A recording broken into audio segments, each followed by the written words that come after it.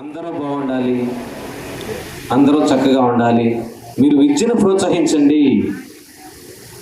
విద్యను ప్రోత్సహిస్తే నైట్ యువత కానీ పిల్లలకు కానీ పిల్లలప్పటి నుంచి యువతను కనుక ఉత్సాహంగా ముందుకు తీసుకెళ్తే చక్కగా వారికి ఎంతో అభివృద్ధి పునాది వేసిన వారు అవుతారు. మీరందరూ కూడా చక్కగా వారు ఒక మంచి పొజిషన్ కింద తీసుకురావడానికి రమేష్ అని కూడా సహాయ సహకారాలు అందిస్తూ వస్తామన్నారు. అందుకని ప్రతి ఒక్కరు కూడా తన దృష్టిలో పెట్టుకొని పిల్లల భవిష్యత్తును దృష్టిలో పెట్టుకొని ఇక్కడికి వచ్చిన వారు పెద్దవారందరూ కూడా పిల్లల భవిష్యత్తును దృష్టిలో పెట్టుకోండి. అదేవిధంగా విద్యార్థులు ఉంటే చక్కగా చదువుకొని మంచి భవిష్యత్తుని కావాలని ఆయన కోరుకుంటున్నారు. ఆ విధంగా అందరూ కూడా ముందుకెళ్ళాలని మనస్ఫూర్తిగా కోరుకుంటూ థ్యాంక్ యూ అన్న.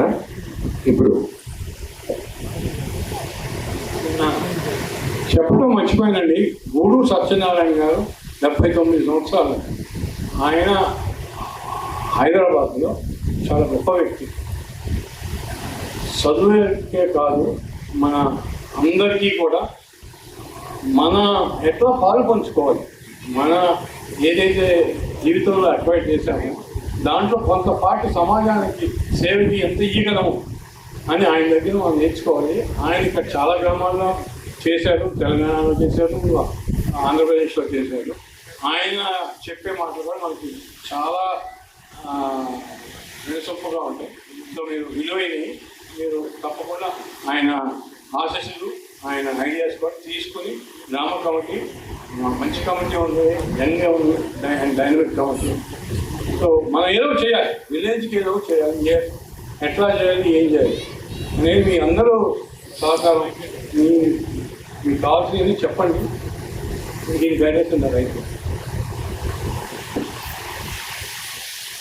థ్యాంక్ యూ అన్న. మనకి ఏమి కావాలన్నా చేయడానికి మేము సిద్ధంగా ఉన్న విషయాన్ని మీకు ఆయన ఇండైరెక్ట్గా చెప్పారు. మీరు దాన్ని దృష్టిలో పెట్టుకోవాల్సిన మనస్ఫూర్తిగా కోరుతున్నాను. ఇప్పుడు Kakatiya community foundation chairman Shri Guduru Satyanarayana గారి గురించి రమేష్ అన్న కూడా చెప్పారు.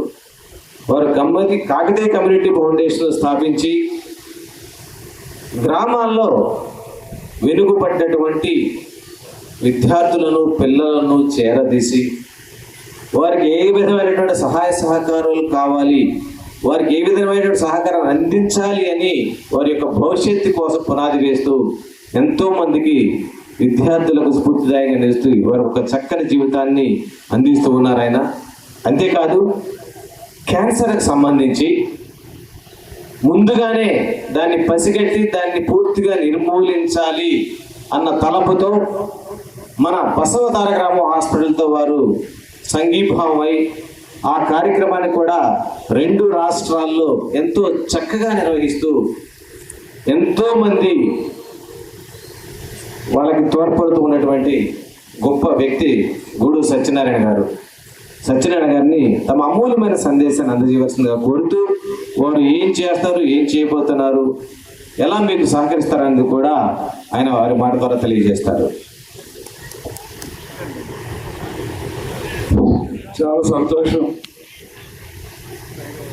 మిత్రులందరూ చాలా పెద్దవాళ్ళు, మనకి ఆప్తులు ఇక్కడ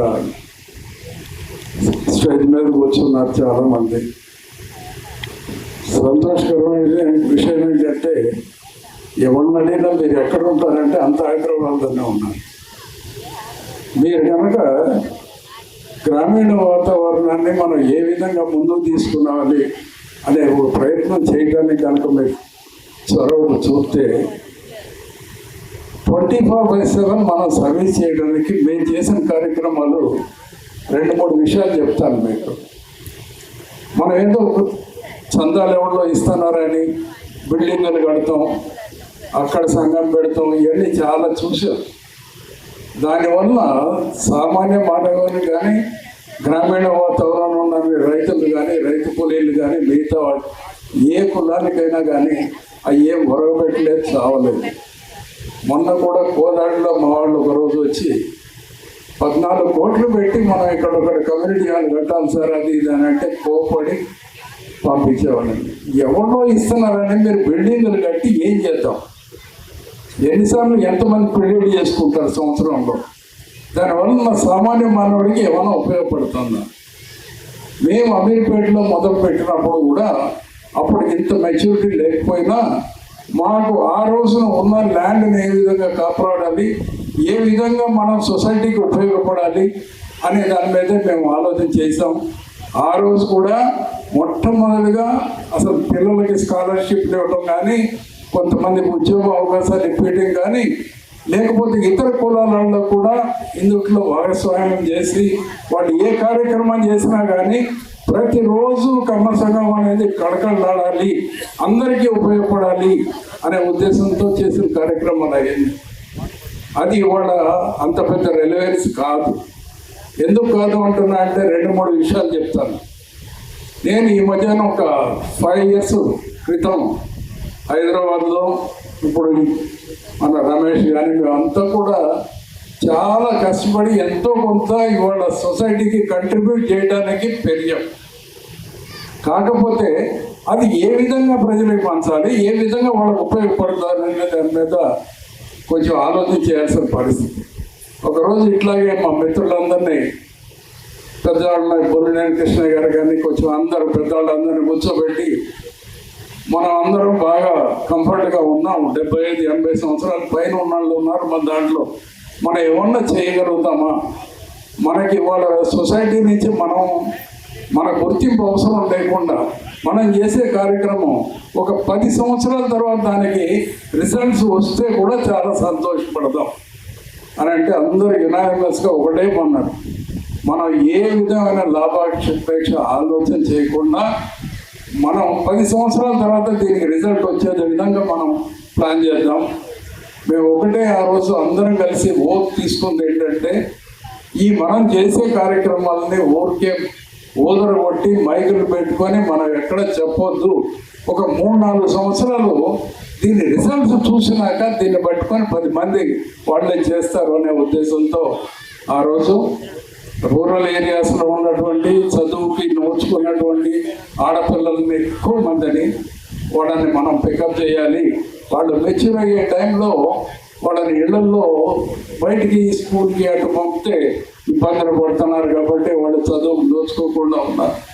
వాళ్ళని ముందు అసలు 6th క్లాస్ నుంచే మనం ఏ విధంగా వీళ్ళని ప్రొటెక్ట్ చేయాలి, ప్రొటెక్టెడ్ ఎన్విరాన్మెంట్లో వీళ్ళని పైకి తీసుకొచ్చి చదివిద్దాము అనే ఉద్దేశంతో మొదలుపెట్టాము. దాంట్లో మేము ముందుగా ఎంచుకున్నది డిసిప్లిన్ అనేది. మన ఆడపిల్లలకి కంపల్సరీగా వేష భాష రెండింటినీ కూడా మార్చాలి. పెద్దవాళ్ళు కనపడితే గౌరవంగా చూడాలి. ఇక్కడి నుంచి మొదలు పెడదామని మొదలుపెట్టాము. సక్సెస్ఫుల్గా 12 హాస్టల్స్లో ఆడపిల్లలకి మగపిల్లలకి వేరే వేరే పెట్టి వాళ్ళని తీసుకెళ్ళి జిల్లా పరిషత్ హై స్కూల్లో జాయిన్ చేసి ఇవాళ మా దగ్గర 550+ వచ్చిన వాళ్ళు 75 మంది మన 10th పాస్ అయ్యి బయటకు వచ్చారు. ఇందులో ఎవరిని మనం ముందుకు తీసుకెళ్దాం, 450 వచ్చిన వాళ్ళని ఏం చేద్దాం, వృత్తి విద్య దాంట్లో ఎక్కడ పెడదాం. ప్రతి వాళ్ళు ఇవాళ తండ్రుల కంటే తల్లులు, రజని ఏమనుకో మాకు అమ్మ ఆడపిల్లలు అంటున్నారని, తల్లులకి అసలు వాళ్ళకంటే పిల్లల కంటే వీళ్ళు చాలా యాంగ్జైటీ ఉంది. వాడికి 450 మార్క్స్ కూడా రాలేదు 10th. మా అబ్బాయిని ఎట్లన్నా ఇంజనీరింగ్ చేయాలండి, ఐఐటి కోచింగ్ ఇద్దామండి. అరే చదవాల్సింది పిల్లవాడు, నీకెందుకమ్మా అంత యాంగ్జైటీ? మీరు తల్లిదండ్రులుగా మాత్రం పిల్లల్ని పెంచేటప్పుడు కొంతవరకు సమన్వయం పాటించండి. వాళ్ళు అసలు 50 కిలోలు పెడితే అతను మోయగలుగుతాడు అనుకోండి. 100 కిలోలు పెట్టి నువ్వు పరిగెత్తరా అంటే వాడు ఎక్కడ పరిగెత్తాడు? వాడు ఎన్ని ఇంజనీరింగ్ కాలేజీని, ఎంతమంది అన్ఎంప్లాయిడ్ ఉన్నారు, ఏం చేయగలుగుతున్నాం? దీన్ని కొంచెం దృష్టిలో పెట్టుకోండి. పెద్దవాళ్ళు ఉన్నారు కాబట్టి పిల్లల భవిష్యత్తు గురించి కూడా 1-2 సార్లు ఆలోచన చేయాల్సింది. ఇకపోతే ఈ హాస్టల్స్లో ఉన్నప్పుడే ఒక ఆడపిల్లల హాస్టల్లో మాకు ఒక టిపికల్గా మాకు ఒక కనువిప్పు కలిగేది. 13 సంవత్సరాల ఆడపిల్ల, ఒక పిల్ల మెచ్యూర్ అయితే పాపం వారం 10 రోజులైనా కానీ బ్లీడింగ్ కంట్రోల్ కాకపోతే లోకల్ డాక్టర్ ఒక అతను పసిగట్టి నాకు ఫోన్ చేశాడు, సార్ మీ హాస్టల్లో పలానా అమ్మాయి ఇబ్బంది పడుతూ ఉన్నది, నేను దీన్ని సస్పెక్టెడ్ లుకేమియా కింద చూస్తున్నాను, యాంటీబయాటిక్స్ ఇచ్చిన కంట్రోల్ కావట్లేదు. ఇమ్మీడియట్గా బసవతారకంలో జాయిన్ చేసాం.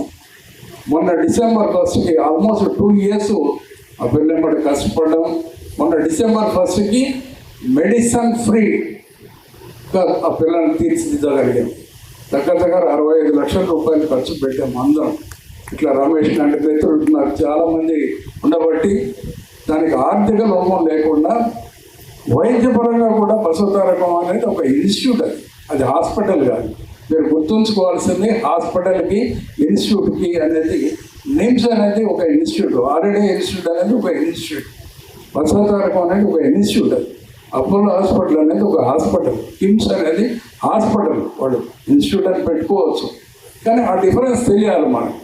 అందుకని లోకల్ డాక్టర్స్ ఎవరు కూడా హర్ట్ కావాల్సిన పని లేదు. మన ఒంగోలులో ఒక మీటింగ్ అయితే 12 మంది డాక్టర్స్ అందరూ ఆ రోజు డిన్నర్లో నన్ను పిలిచినప్పుడు ఒకటే చెప్పాను, మీరు హర్ట్ కావద్దు, మీకు కాలు నొప్పి ఉన్నా, కంటి నొప్పి ఉన్నా, పంటి నొప్పి ఉన్నా మీరు ట్రీట్ చేయండి.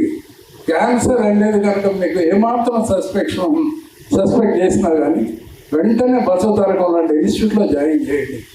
క్యాన్సర్ వచ్చిన వాళ్ళు చాలా షార్ట్ స్పాన్లో బోర్డంత డబ్బు ఆస్తులు పోగొట్టుకుంటున్నారు, ప్రాణం పోగొట్టుకుంటున్నారు.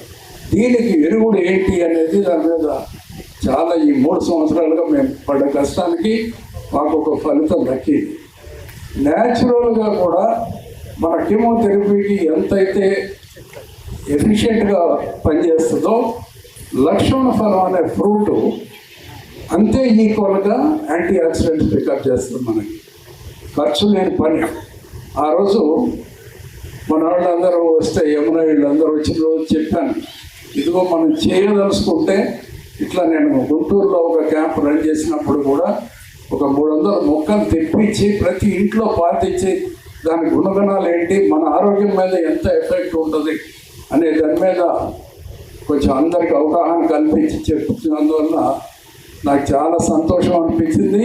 మొన్న వీళ్ళ కార్డు చూశాను, ఇన్విటేషన్ కార్డు చూసి గ్రామీణ వాతావరణంలో ఇంతమందిని ఇన్వాల్వ్ చేసి దీన్ని ఎంత బాగా చేస్తున్నారు కాబట్టి డెఫినెట్గా వెళ్ళాలి, మాట్లాడాలి వీళ్ళతోనే.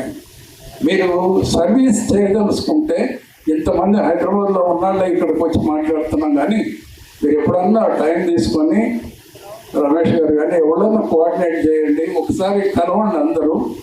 దీనికి విశ్లేషణ కొంచెం చేసుకోవచ్చు. దీనికి పర్యవసానం మేమేం చేసామంటే ఒక 3 గ్రామాలను నేను ఐడెంటిఫై చేసి 60 సంవత్సరాలు ఉన్న ఆడవాళ్ళు ఇంకా ఎన్ని సంవత్సరాలు వంట చేసుకోవాలి అనే దాని మీద క్వశ్చన్ వేసుకున్నాం. వాళ్ళకి కూరగాయలు తెచ్చేవాళ్ళు ఎవరు, నీళ్ళు తెచ్చేవాళ్ళు, నిప్పులు తెచ్చేవాళ్ళు ఎవరు, వీళ్ళందరికీ ఇబ్బంది ఉందన్న, మీరు ఇంట్లో వంట చేయొద్దు అని చెప్పి 3 కమ్యూనిటీ కిచెన్స్ పెట్టాము. దాంట్లో పంగలూరు మీకు దగ్గర ఉంది కాబట్టి చెప్తున్నాను, రేపటి రోజున 2 సంవత్సరాలు కంప్లీట్ చేసుకొని 3వ సంవత్సరానికి వాళ్ళు వెళ్ళబోతూ ఉన్నారు. దాని ఉత్సవాల్లో భాగంగానే రేపు కూడా అక్కడ కూడా వెళ్తున్నాను. మీ గ్రామంలో కూడా అటువంటి కార్యక్రమాలు మీరు 24/7 ఈ ఏజ్డ్ వాళ్ళకి ఎవరైతే ఉన్నారో వాళ్ళకి చేయాలి అని అంటే ఇటువంటి సహకారాలు చేయండి. దానివల్ల గ్రామంలో మీకు మంచి పేరు వస్తుంది, వాళ్ళు ఆరోగ్యవంతంగా ఉంటారు. 3వది ఈ క్యాన్సర్ స్క్రీనింగ్ అనేది చాలా ఇంపార్టెంట్ ఫ్యాక్టర్. ఎక్కడైనా క్యాన్సర్ స్క్రీనింగ్ చేస్తామంటే ఒక 300 మందిని స్క్రీన్ చేస్తే కనీసం 5 పాజిటివ్ వస్తున్నారు. మనకు తెలియట్లేదు. మీరు కూడా చూడాల్సింది ఏంటంటే చిన్న కురుపు కానీ నోట్లో ఏదన్నా కానీ ఒక తెల్ల మచ్చలు కానీ ఏదో ఉంటే మీరు వెంటనే ప్రతిదీ క్యాన్సర్ అనే దృష్టితో ఆలోచన చేయండి. దానివల్ల ఎర్లీగా డిటెక్ట్ చేస్తే సేవ్ చేసుకోవడానికి ఆర్థికంగా బలపడతారు, ఆరోగ్యంగా బలపడతారు. Early detection is a must. ఇక ఇంతకంటే చెప్తే ఇప్పుడు సురేష్ గారు నన్ను బయటికి పంపిస్తారు కాబట్టి చాలా సంతోషం మిమ్మల్ని అందరూ కలిసినందుకు. మనం అందరం కలిసి ఒక వారం రోజులు మీరు ఎప్పుడు అనుకుంటే అప్పుడు అందరూ హైదరాబాద్లో ఉంటారు కాబట్టి కన్స్ట్రక్టివ్గా ఒక ప్రపోజ్ చేసి ఈ విలేజ్కి ఇటువంటి ఏదైనా చేయగలిగితే మీరు అందరూ గుర్తుపెట్టుకుని మీరు అందరూ ఆరోగ్యంగా ఉండగలుగుతారు. ఎందువరకు చాలా సంతోషం. హైదరాబాద్ నుంచి పిలిపించినందుకు అందరికీ ధన్యవాదాలు. థ్యాంక్ యూ అండి. Thank you very much. మనకి ఏ అవసరాలు ఉన్నా కానీ ఆరోగ్యపరంగా ఇతరత్ర పరంగా ఖచ్చితంగా మిమ్మల్ని కలుస్తాం సార్. మేము చేసే కార్యక్రమం